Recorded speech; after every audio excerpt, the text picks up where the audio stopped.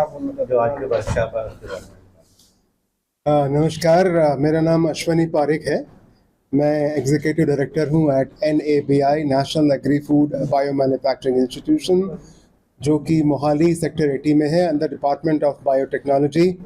आज की ये जो वर्कशॉप पंजाब एग्रीकल्चर यूनिवर्सिटी ने ऑर्गेनाइज करी है, ये बहुत ही एक महत्वपूर्ण वर्कशॉप है, क्योंकि आज हमने जो चर्चा यहाँ की है, हमने चर्चा की है कि हम आने वाले टाइम में किसानों के लिए क्या अच्छा करें, किसानों के लिए क्या नई वैरायटीज़ लेकर आएँ और कितनी जल्दी लेकर आएँ नई टेक्नोलॉजी यूज़ करते हुए। इसमें हमने डिस्कस किया कि क्या हमारे पास क्या साधन अवेलेबल हैं, क्या टेक्नोलॉजीज़ अवेलेबल हैं, और हमने ये भी किसानों से डिस्कस किया कि उनको क्या चाहिए, उनके रिक्वायरमेंट क्या है, प्रायोरिटी क्या है, क्या वो चाहते हैं धान में नई किस्में आएँ, अगर आएँ तो क्या कम पानी वाले आएँ या अधिक तापमान को नियंत्रित करने वाली आए, या फिर मेज़ में आए, या फिर बनाना में आए। ऐसी बातें हमने की, और ये जो डिस्कशन आज हुआ उससे बहुत महत्वपूर्ण चीज़ें निकल कर आई हैं। उससे हमें ये पता लगा है कि ये जो टेक्नोलॉजी है, जीन एडिटिंग टेक्नोलॉजी, जो आज हमने यहाँ जेनेटिक्स की बेस पे डिस्कस करी है, ये एक ऐसी टेक्नोलॉजी है जो बहुत ही सेफ टेक्नोलॉजी है, और जिसको आज का किसान जो है और आज का जो कंज्यूमर है बहुत खुश होकर लेने को तैयार है। और क्योंकि हम ये जानते हैं कि इसको लाने के लिए रिसर्च से एक कंज्यूमर तक लाने के लिए बहुत सारे लेवल ऑफ रेगुलेशंस की रिक्वायरमेंट है, और हमारी जो गवर्नमेंट ऑफ इंडिया की सिस्टम है बहुत ही एक वर्ल्ड का एक बेस्ट रेगुलेटेड सिस्टम है, जहां हम कोई भी चीज़ लाने से पहले, मार्केट में किसानों तक लाने से पहले पूरी उसकी को पीट कर सेफ्टी रेगुलेशंस को तरफ ध्यान देते हुए उसको फिर मार्केट में लेकर आते हैं।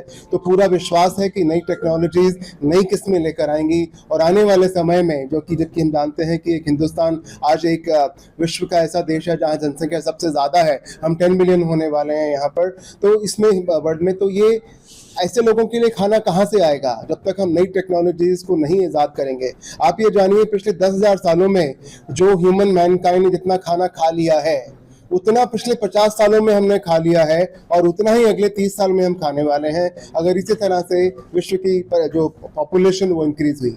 ये हम तभी इंश्योर कर पाएंगे सबके पास पर्याप्त खाना हो और वो पोषण वाला हो, यदि हम नई टेक्नोलॉजी को यूज़ करते हुए, उनको एम्ब्रेस करते हुए नई वैरायटीज़ का इज़हार करें, और जहाँ तक हो सके फार्मर्स को साथ लेकर चलें, क्योंकि फार्मर्स ही है जो एक अन्नदाता है, और अन्नदाता को हमें साथ लेकर चलना है, नई टेक्नोलॉजी का यूज़ करना है। और ये जो PAU ने ऑर्गेनाइज करी है, डॉक्टर संधू को मैं इसके लिए बहुत बहुत हार्दिक शुभकामनाएं देना चाहता हूँ। बहुत ही रेलिवेंट टॉपिक इन्होंने चुना है, और बहुत सारे जो एक्सपर्ट आए हैं, इंडस्ट्री से आए हैं, फार्मर्स की हमने सुनी, रिसर्चर की हमने सुनी, तो जो वैरायटी ऑफ थॉट्स हमारे पास निकल कर आए हैं, आई एम श्योर उससे एक नई इंसाइट हमें मिली है, नए क्वेश्चन हमारे सामने आए हैं, और आने वाले टाइम में हम अपने आप को एक बेहतर स्थिति पर पाते हैं कि आने वाले समय में हम उन प्रॉब्लम्स को सोल्यूशन निकालने में ज़्यादा अच्छी तरह से सक्षम होंगे। Thank you so much.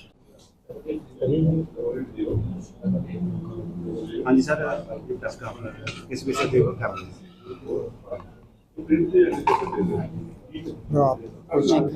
मैं करती शुरू हो उसके नहीं मैं ब्रीफ कर देनी ਤੁਸੀਂ ਉਹਦੇ ਵਿੱਚ ਐਡ ਕਰ। ਅੱਜ ਪੰਜਾਬ ਐਗਰੀਕਲਚਰ ਯੂਨੀਵਰਸਿਟੀ ਵੱਲੇ ਇੱਕ ਨਵੀਂ ਇੱਕ ਦਿਨ ਦੀ ਵਰਕਸ਼ਾਪ ਆਰਗੇਨਾਈਜ਼ ਕੀਤੀ ਜਾ ਰਹੀ ਹੈ। ਇਹ ਜਿਹੜੀ ਵਰਕਸ਼ਾਪ ਹੈ ਇਹ ਹੈਗੀ ਹੈ new technologies for sustainable agriculture.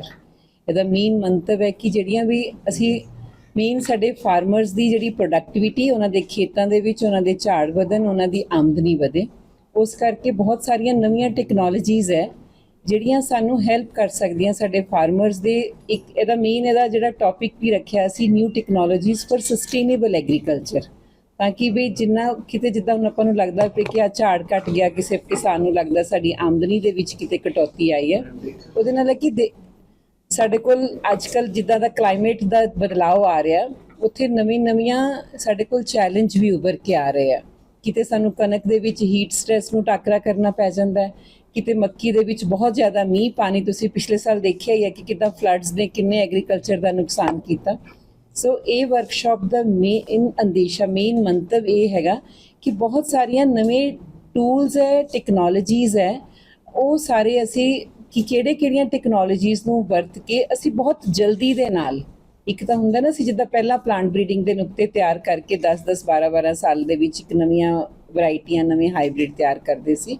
ਹੁਣ ਸਾਡੇ ਕੋਲ ਨਵੀਆਂ ਟੈਕਨੋਲੋਜੀਜ਼ ਹੈ, ਨਵੇਂ ਟੂਲ ਹੈ, ਜਿਹਦੇ ਕਰਕੇ ਅਸੀਂ ਉਸ ਟਾਈਮ ਨੂੰ ਘਟਾ ਕੇ ਆਪਣੇ ਜਿਹੜੇ ਪ੍ਰੋਡਕਟ ਹੈ, ਆਪਣੀਆਂ ਵੈਰਾਈਟੀਆਂ ਆਪਣੇ ਕਿਸਾਨ ਵੀਰਾਂ ਕੋਲ ਕਿੱਦਾਂ ਜਲਦੀ ਤੋਂ ਜਲਦੀ ਲੈ ਕੇ ਜਾ ਸਕਦੇ ਹਾਂ।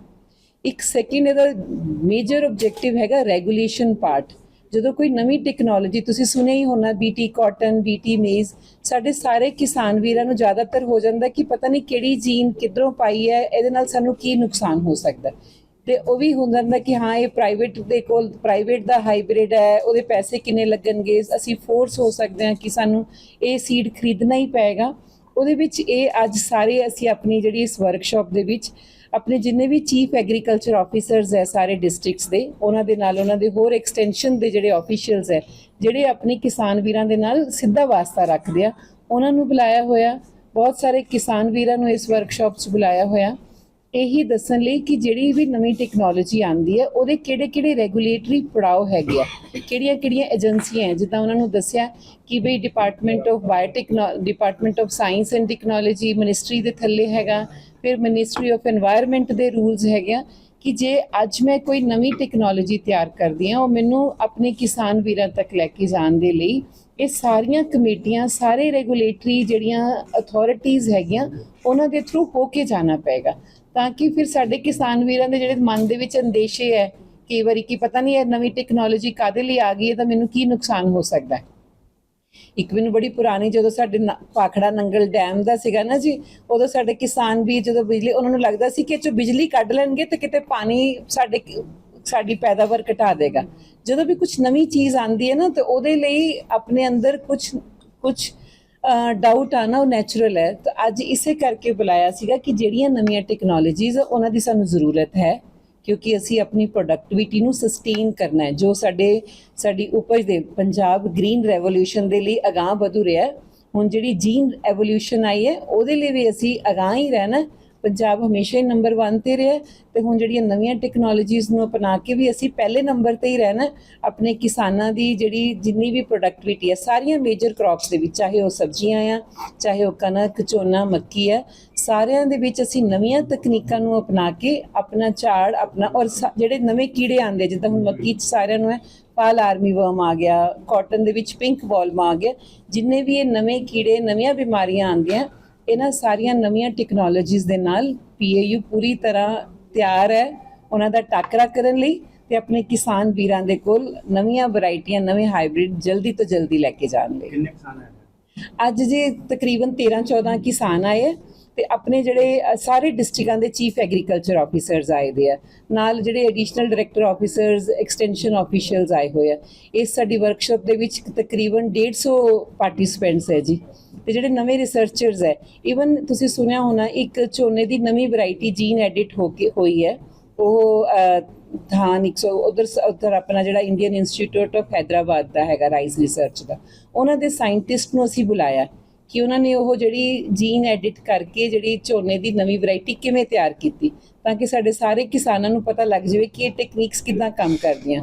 ਈਵਨ ਸਾਡੇ ਕੋਲ ਐਗਜ਼ੀਕਿਊਟਿਵ ਡਾਇਰੈਕਟਰ ਨਾਭੀ ਹੈ ਜਿਹੜਾ ਆਪਣਾ ਇੱਧਰ ਹੈਗਾ national institute of agro business and bio manufacturing ਦਾ ਮੋਹਾਲੀ ਦੇ ਵਿੱਚ, ਉਹਨਾਂ ਦੇ ਐਗਜ਼ੀਕਿਊਟਿਵ ਡਾਇਰੈਕਟਰ ਆਏ ਹੋਏ ਆ ਇਸੇ ਦੱਸਣ ਲਈ ਕਿ ਕਿਹੜੀਆਂ ਨਵੀਆਂ ਟੈਕਨੋਲੋਜੀਜ਼ ਹੈ ਉਹਨਾਂ ਦੇ ਕੋਲ ਕੀ ਹੈ, ਤਾਂ ਕਿ ਅਸੀਂ ਇੰਟਰ ਇੰਸਟੀਟਿਊਸ਼ਨਲ ਕੋਲੈਬੋਰੇਸ਼ਨਸ ਕਰ ਲਈਏ। ਤੇ ਜਿਹੜੀ ਇਹ ਸਾਰੀ ਵਰਕਸ਼ਾਪ ਹੈ ਇਹਨੂੰ ਸਪੋਰਟ ਕਰਨ ਵਾਲੀ ਜਿਹੜੀ ਹੈਗੀ ਹੈ ਉਹ federation of seed industry of India ਹੈ। ਮੇਰੇ ਨਾਲ ਡਾਕਟਰ ਪਰੇਸ਼ ਵਰਮਾ ਜੀ ਹੈ, he is a director general of FSII।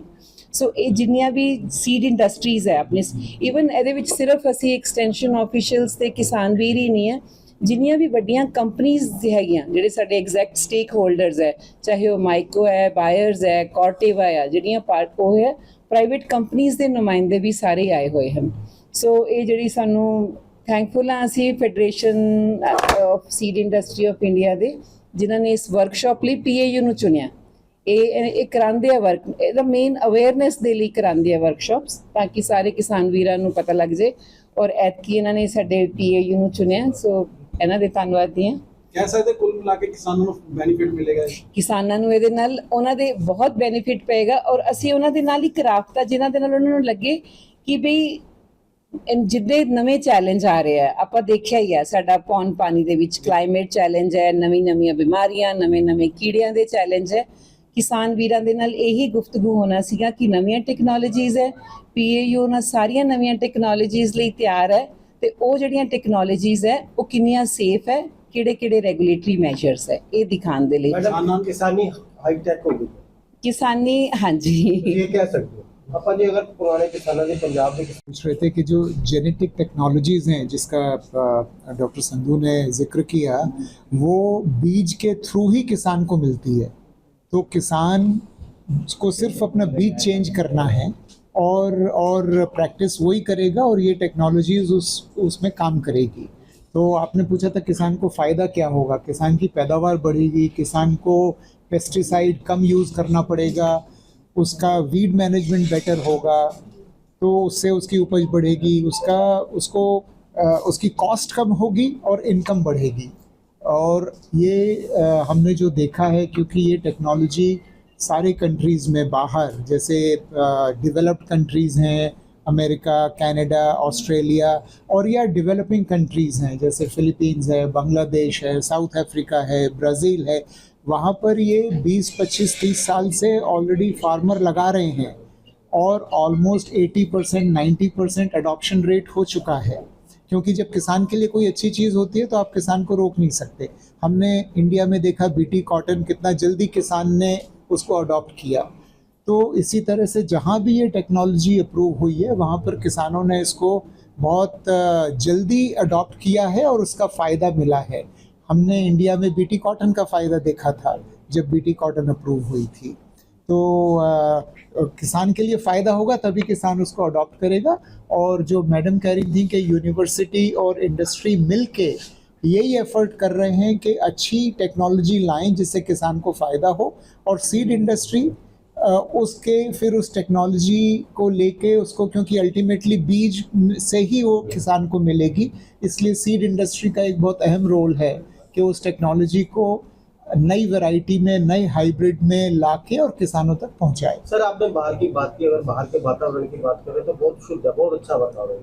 अपना वातावरण अगर इंडिया की बात करें जैसे 3 मौसम उसमें आते हैं, सपोर्टेड है इतना, क्योंकि आप टेक्नोलॉजी तो ले आए हो, अगर वातावरण एक्सेप्ट नहीं इस चीज़ को करता तो कितना तो हमारे यहाँ जो टेक्नोलॉजी आएगी या जो आई है वो वही आएगी जो हमारे वातावरण में परफॉर्म करेगी।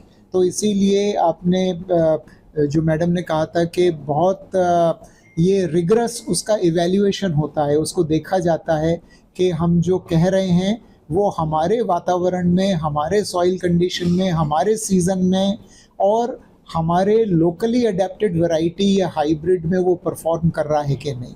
और जब वो उसकी सब इवैल्यूएशन हो जाता है और कमेटी उसको, गवर्नमेंट कमिटीज़ हैं जो उसको देखती हैं और जब सेटिस्फाई होती है तभी उसको फिर अप्रूव करती है।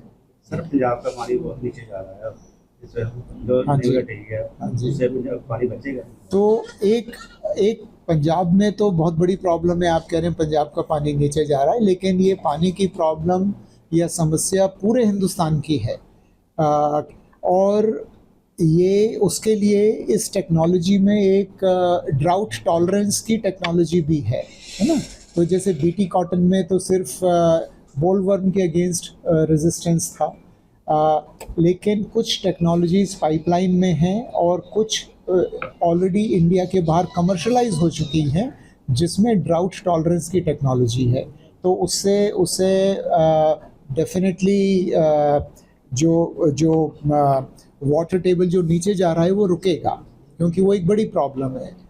हम लोगों को, अभी आपने प्राइम मिनिस्टर का भी सुना होगा, वो उन्होंने वो दिया था, नारा दिया था, मोर क्रॉप पर ड्रॉप। तो ये पूरे इंडिया का एक्चुअली मैंडेट है कि हम ऐसे ही नई टेक्नोलॉजी लाएं जिसमें पानी की रिक्वायरमेंट कम हो, जिससे हम पानी बचा सकें और ज़्यादा जुडिशली यूज़ कर सकें। पंजाब के किसानों को क्या करना चाहिए? पंजाब के किसानों को हम ये बताना चाह रहे हैं, जैसे मैडम ने भी कहा, कि जो भी नई टेक्नोलॉजी आती है वो एक तो ये है कि तभी आएगी जब उनके फ़ायदे के लिए होगी। दूसरा, जो भी नई टेक्नोलॉजी आएगी वो पूरी तरह से उसकी जांच हो चुकी होगी, तभी वो टेक्नोलॉजी सरकार अप्रूव करेगी। और पंजाब के किसान तो हमेशा बहुत प्रोग्रेसिव रहे हैं और हम यही चाहते हैं कि वो उस टेक्नोलॉजी को अडॉप्ट करते वक्त जो PAU की रिकमेंडेशन है, जो साइंटिस्ट कह रहे हैं, जो उसके बेनिफिट्स हैं, उसको वो देखें, क्योंकि उन्हें पता होना चाहिए कि हम क्या यूज़ कर रहे हैं। और एक पर्पज़ इस वर्कशॉप का, जैसे मैडम ने बताया था, ये भी है कि हम ये फार्मर्स को कम्युनिकेट कर पाएँ कि इस टेक्नोलॉजी के क्या फ़ायदे हैं और कितनी इसकी थरो इन्वेस्टिगेशन होता है, क्योंकि ये रेगुलेटेड टेक्नोलॉजी है। तो इसकी सेफ्टी असेसमेंट, इसका एनवायरनमेंट पे क्या असर पड़ रहा है, वो सारा इवैल्यूएट उसके बाद ही होता है। तो उनके मन में कोई शंका नहीं होनी चाहिए। जब वो नई टेक्नोलॉजी आएगी तो सबसे बड़ा मैसेज किसानों के लिए ये है कि जब कोई नई टेक्नोलॉजी सरकार आपके लिए अप्रूव कर रही है तो वो उसमें फिर आपको कोई शंका नहीं होनी चाहिए, क्योंकि सारे टेस्टिंग, सेफ्टी इवैल्यूएशन हो चुका है और आपके फ़ायदे की चीज़ है, तभी सरकार उसको आपके लिए अप्रूव कर रही है। आज पंजाब का किसान बहुत ज़्यादा परेशान है कीड़ों के अटैक से। अलग अलग नाम के, गन्ना हो गया, मकई हो गई, अलग इस टेक्नोलॉजी में किस चीज़ को रोकथाम, किसके अटैक से? कीड़ों के अटैक। कीड़ों हाँ के। जी। आप एक तो मैं पहले आप कह रहे थे ना टेक्नोलॉजी कोई बाहर से आ जाके हम दे देंगे, ऐसा नहीं है। हम अपने अगर मैंने अपने ਮੱਕੀ ਦੇ ਵਿੱਚ ਜੇ ਮੈਂ ਕੁਝ ਉਸ ਇਹ ਸਾਰੇ ਜਿਹੜੇ ਨਵੇਂ ਟੂਲਸ ਦੇ ਨਾਲ ਯੂਜ਼ ਕਰਕੇ ਅਸੀਂ ਜਿਹੜੀ ਮੱਕੀ ਇੱਥੇ ਦੇ ਲਈ ਹੈ ਉਹਦੇ ਵਿੱਚ ਹੀ, ਜਿੱਦਾਂ ਹੁਣ ਅਸੀਂ ਫਾਲ ਆਰਮੀ ਵਰਮ ਹੈ, ਨਵਾਂ ਕੀੜਾ ਆ ਕਾਟਨ ਦੀ, ਮੈਂ ਜਿੱਦਾਂ ਗੱਲ ਕੀਤੀ ਪਿੰਕ ਬਾਲ ਵਰਮ ਹੈ, ਇਹ ਨਹੀਂ ਕਿ ਅਸੀਂ ਉੱਥੋਂ ਕੋਈ ਹੋਰ ਸੀਡ ਲਿਆ ਕੇ ਤੁਹਾਨੂੰ ਆਪਣੇ ਕਿਸਾਨਾਂ ਨੂੰ ਦੇਣਾ। ਅਸੀਂ ਆਪਣੀਆਂ ਹੀ ਕਿਸਮਾਂ 'ਚ ਜਿਹੜੀਆਂ ਇੱਥੋਂ ਦੀਆਂ ਉਹਦੇ ਵਿੱਚ ਆਹ ਜੈਨੇਟਿਕ ਨਵੀਆਂ ਟੈਕਨੀਕਾਂ ਦੇ ਨਾਲ ਉਹ ਜੀਨਸ ਪਾ ਕੇ ਜਾਂ ਉਹਨੂੰ ਇੰਪਰੂਵ ਕਰਕੇ ਉਹ ਟੈਕਨੋਲੋਜੀ ਲੈ ਕੇ ਆਉਣੀ ਹੈ। ਸੋ ਘੱਟੋ ਘੱਟ ਜਿਹੜੇ ਕਨਫਾਈਨਡ ਅਸੀਂ ਉਹਨਾਂ ਨੂੰ ਟਰਾਇਲਸ ਕਹਿੰਦੇ, ਘੱਟੋ ਘੱਟ 3-4 ਸਾਲ ਰਿਗਰਸਲੀ ਉਹ ਇੱਥੇ ਲੱਗਣਗੇ ਔਰ ਉਹ ਯੂਨੀਵਰਸਿਟੀ ਦੇ ਮਤਲਬ ਜਦੋਂ ਈਵਨ ਕਨਫਾਈਨਡ ਟਰਾਇਲ ਦੇ ਵਿੱਚ ਅਸੀਂ ਇੱਕ ਨੋ ਆਬਜੈਕਸ਼ਨ ਸਰਟੀਫਿਕੇਟ ਵੀ ਦੇਣਾ ਹੁੰਦਾ ਨਾ ਜੀ ਟਰਾਇਲ ਕੰਡਕਟ ਕਰਨ ਲਈ, ਉਹਦੇ ਜਿਹੜੇ ਚੇਅਰਮੈਨ ਸਾਡੇ ਵਾਈਸ ਚਾਂਸਲਰ ਸਾਹਿਬ ਹੈ, ਜੇ ਉਹਨਾਂ ਨੂੰ ਈਵਨ ਟੈਕਨੋਲੋਜੀ ਨੂੰ ਟੈਸਟ ਕਰਨ ਤੋਂ ਪਹਿਲਾਂ ਹੀ ਜੇ ਕਿਤੇ ਕਿਸੇ ਸਾਇੰਟਿਸਟ ਨੂੰ ਜਾਂ ਜਿੱਦਾਂ ਸਾਡੇ ਇਸ ਯੂਨੀਵਰਸਿਟੀ ਦੇ ਮੁਖੀ ਵਾਈਸ ਚਾਂਸਲਰ ਸਾਹਿਬ ਨੂੰ ਲੱਗਦਾ ਹੈ ਕਿ ਨਹੀਂ ਇਹਨੂੰ ਟੈਸਟ ਕਰਨ ਨਾਲ ਵੀ ਕੁਝ ਨੁਕਸਾਨ ਹੋ ਸਕਦਾ, ਈਵਨ ਉਹਨੂੰ ਟੈਸਟ ਦੀ ਪਰਮਿਸ਼ਨ ਵੀ ਨਹੀਂ ਦਿੱਤੀ ਜਾਂਦੀ। ਇਸ ਕਰਕੇ ਇਹੀ ਕਿ ਬਹੁਤ ਸੇਫ ਹੈ। ਜਿਹੜੇ ਕੀੜੇ ਉਸੇ ਕਰਕੇ ਕਰ ਰਹੇ ਆ। ਹੁਣ ਤੁਸੀਂ ਦੇਖਿਆ ਹੀ ਹੈ ਕਿ ਜਿੱਦਾਂ ਜਦੋਂ BT ਕਾਟਨ ਆਈ ਸੀ ਕਿੰਨੇ ਸਪਰੇ ਹੁੰਦੇ ਸੀ, ਕਿੰਨੇ ਘਟੇ ਆ। ਹੁਣ ਇੱਦਾਂ ਹੀ ਜਿਹੜਾ ਆਹ ਫਾਲ ਆਰਮੀ ਵਰਮ ਆਇਆ, ਅਸੀਂ ਉਹਦੇ ਵਿੱਚ, ਮੈਂ ਮੱਕੀ ਬਰੀਡਰ ਹਾਂ, ਅਸੀਂ ਉਹਦੇ 'ਚ 3 ਐਡੇ ਸਖਤ ਕੈਮੀਕਲ ਰਿਕਮੈਂਡ ਕੀਤੇ ਆ, ਕੋਰਾਜਨ ਹੈ, ਡੈਲੀਕੇਟ ਹੈ, ਕਿ ਫਾਰਮਰਾਂ ਨੂੰ ਐਟਲੀਸਟ 3 ਸਪਰੇ ਤਾਂ ਕਰਨੇ ਹੀ ਪੈਂਦੇ ਆ। ਜੇ ਕਿਤੇ ਸਾਨੂੰ ਨਵੀਂ ਟੈਕਨੋਲੋਜੀ ਦੇ ਨਾਲ ਇੱਦਾਂ ਦੀ ਕੋਈ ਹਾਈਬ੍ਰਿਡ ਆ ਜਾਂਦਾ ਜਿਹਦੇ ਵਿੱਚ ਉਹਨੂੰ ਫਾਲ ਆਰਮੀ ਵਰਮ ਨੂੰ ਟਾਕਰਾ ਕਰਨ ਦੀਆਂ ਸ਼ਕਤੀ ਹੈਗੀ ਹੈ, ਸਾਨੂੰ ਸਪਰੇ ਹੀ ਨਾ ਕਰਨਾ ਪਵੇ, ਉਹ ਸਾਡਾ ਵਾਤਾਵਰਨ ਵੀ ਬਚ ਜਾਏਗਾ। ਔਰ ਇੱਕ ਜਿੱਦਾਂ ਆਪਾਂ ਗੱਲ ਕੀਤੀ ਸਾਡਾ ਗਰਾਊਂਡ ਲੈਵਲ ਨੀਚੇ, ਵਾਟਰ ਨੀਚੇ ਜਾ ਰਿਹਾ, ਉਹ ਇਸ ਕਰਕੇ ਕਿ ਅਸੀਂ ਸਿਰਫ ਕਣਕ ਝੋਨੇ ਦੇ ਉੱਤੇ ਹਾਂ। ਪੂਰੇ ਖਰੀਫ ਸੀਜ਼ਨ ਦੇ ਵਿੱਚ ਅਸੀਂ ਸਿਰਫ ਹੁਣ ਅੱਜ ਕੱਲ੍ਹ ਝੋਨਾ ਲਗਾ ਰਹੇ ਹਾਂ, ਪੂਰੇ 35 ਲੱਖ ਹੈਕਟੇਅਰ ਦੇ ਵਿੱਚ ਖਰੀਫ ਦੇ ਵਿੱਚ ਸਿਰਫ ਝੋਨਾ ਲੱਗ ਰਿਹਾ। ਪਹਿਲਾਂ ਮੱਕੀ ਲੱਗਦੀ ਹੁੰਦੀ ਸੀ, ਕਾਟਨ ਲੱਗਦੀ ਹੁੰਦੀ ਸੀਗੀ। ਹੁਣ ਇਹੀ ਮੱਕੀ ਤੋਂ ਕਈ ਕਿਸਾਨ ਡਰੀ ਜਾਂਦੇ ਕਿ ਨਹੀਂ ਜੀ ਕੀੜਾ ਆ ਜਾਊਗਾ ਤੇ ਅਸੀਂ ਕਿੱਦਾਂ ਕਰਨਾ। ਇਹੀ ਜੇ ਸਾਡੇ ਕੋਲ ਟੋਲਰੈਂਟ ਰੈਜ਼ਿਸਟੈਂਟ ਵੈਰਾਈਟੀਆਂ ਹੋਣਗੀਆਂ, ਹਾਈਬ੍ਰਿਡ ਹੋਣਗੇ, ਅਸੀਂ ਕ੍ਰੌਪ ਡਾਇਵਰਸਿਟੀ ਦੇ ਵਿੱਚ ਵੀ, ਕ੍ਰੌਪ ਡਾਇਵਰਸੀਫਿਕੇਸ਼ਨ ਦੇ ਵਿੱਚ ਵੀ ਪੰਜਾਬ ਦਾ ਚੰਗਾ ਹੱਥ ਹੋ ਜਾਏਗਾ। ਥੈਂਕ ਯੂ ਜੀ, ਥੈਂਕ ਯੂ।